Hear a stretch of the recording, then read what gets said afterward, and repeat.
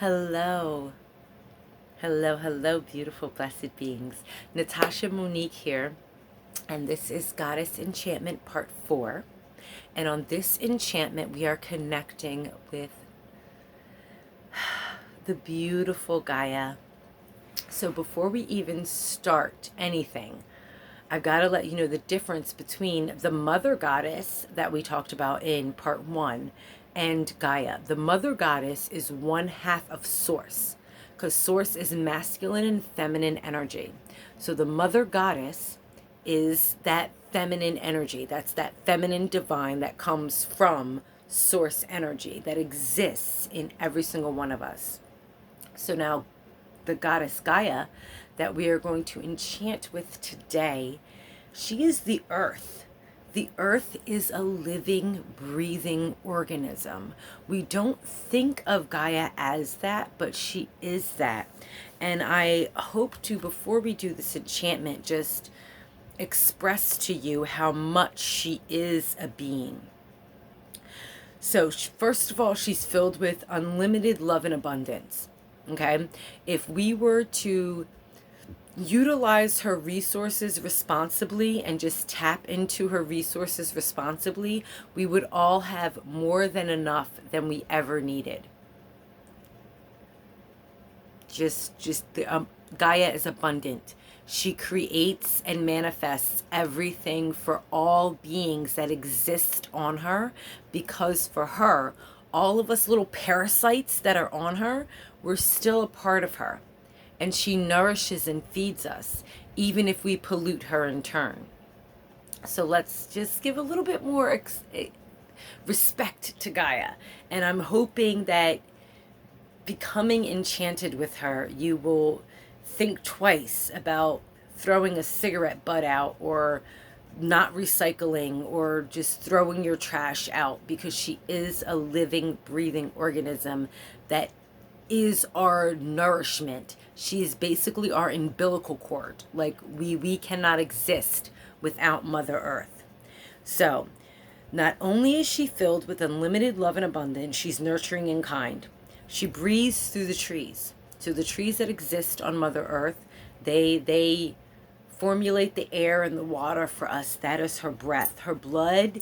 And like if we were comparing it to more of a human, with the breath and the blood and the lymphatic, that her blood is the lava, her lymphs are the oceans. That's that water that goes through us. We're 70% water, she's 70% water.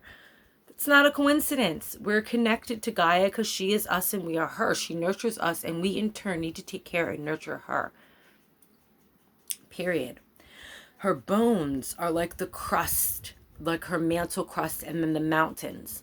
So when her crust pops and we get to see mountains, we get to see the bones, the skeletal structure of Gaia. When we get to see a mountain erupt with, yes, it does cause turmoil for those who are around it and affected. But what we're seeing is we're basically seeing her blood, Gaia's blood, coming out, spewing out. Like, she gets wounds too. And a lot of her wounds are because of us, and a lot of her wounds are just because she's a being. Like, think about when you were a little baby. How many times did you fall down and scrape your knee? I still have scars at 40 years old of stuff that I did when I banged myself down, forming myself. So she does have a lot of scars and wounds and mountains and crests and valleys and peaks that show her transformation, that all more solidifies the fact that she is a living, breathing organism. So the colors of Gaia are green, brown, gold, and red. So if you want to create an altar to her, those are the colors that you want to use, maybe in your candles. Any Curicos items you want to bring into an altar for Gaia, they just need come from Gaia. So that's like sticks, acorns, pine cones. As long as you ask permission to take it, and as long as you take things that are already fallen, and you're not like cutting stuff down to put on your altar, don't do that. Don't do that. But if there's sticks and acorns and pine cones and like whatever that's around that's already fallen down that you want to bring in and put into an altar for Gaia, I guess. The exception of cutting things down would be if you were in like a field of flowers and then you just take a couple of them so the flowers are still enough to pollinate and grow new. Just take a few to put on an altar to Gaia. That would be good. Fresh water is always good. Just collecting it from a creek, a stream, a river, even from the ocean, because all the water that exists in Gaia is Gaia's water.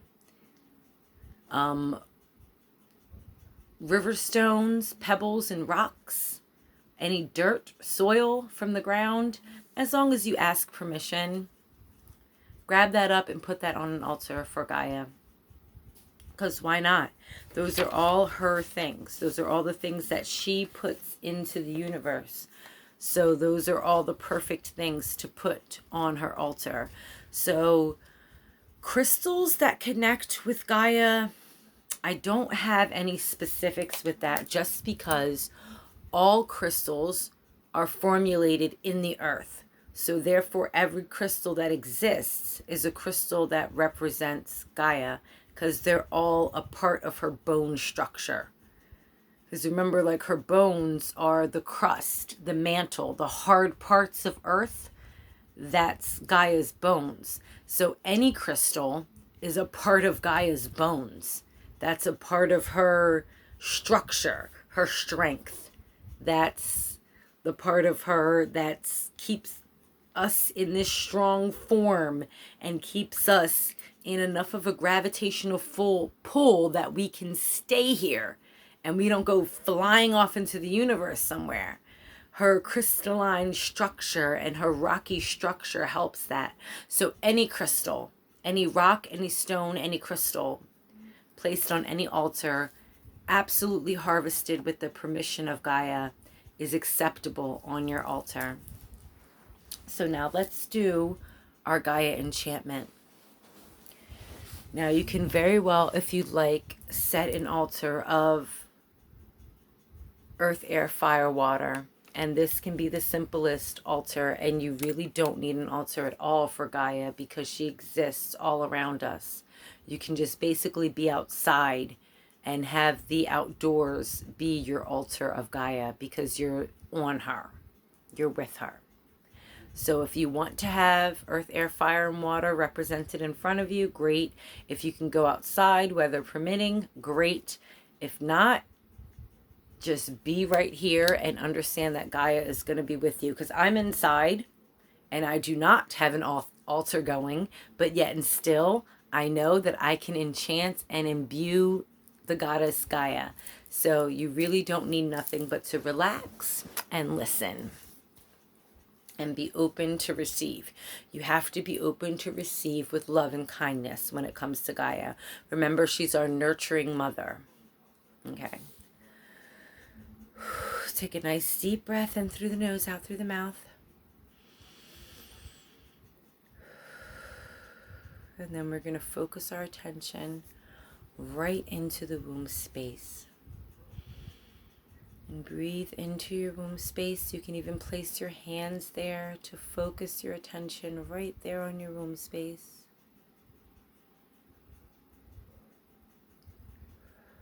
And from your womb space, see an anchor going down from your space of creation deep into the core of Mother Earth, which is her space of creation. She has created everything that exists from her core, and she has been so kind as to bless us with a similar core. So let's just connect that energy.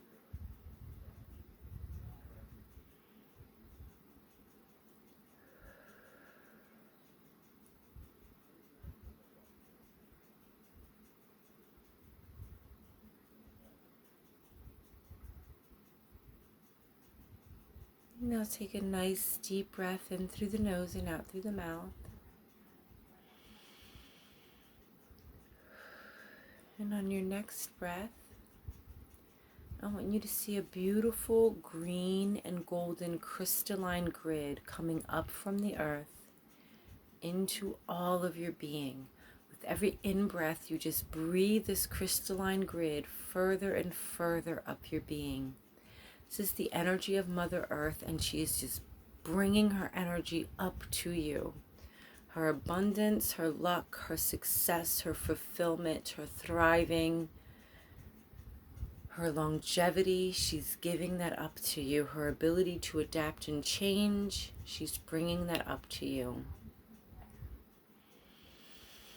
With each in-breath, you're breathing that energy further up, and with each out-breath, you're allowing it to just settle into your being so that you are connected with the earth and in flow with her infinite abundance. Thank you, Gaia. This is what Gaia wants. Gaia wants to just imbue you with abundance and nurture you like the child of hers that she is. She wants to take care of her babies. And with our next in-breath, we give her thanks and gratitude. Thank you, Mother Gaia. Thank you, Gaia, for your help. Thank you for your assistance. Thank you for your abundance. Thank you for your wealth. Thank you for your success. Thank you for your transmutation. Thank you for pulling away all that no longer serves me and cleansing me up and allowing me to just absorb myself in your beautiful grid. Thank you so much, Gaia. Nice deep cleansing breath in through the nose and out through the mouth. And so it is. Give a slight bow to Gaia. And with that, pay homage and respect to the earth. That means let's not recycle. Let's be mindful with the things that we use. Let's understand that Gaia is our mother. She's our ultimate mother.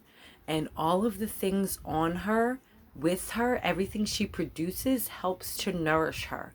So let's feed her the way in which she has always been meant to feed us. Her job is to take care of us, and we're not taking care of her.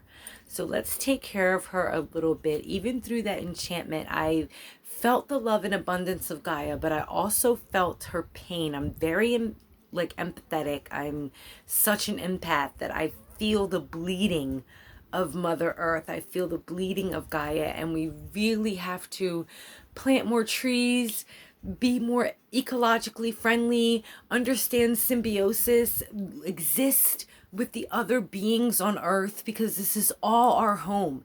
It's not just our home as human beings.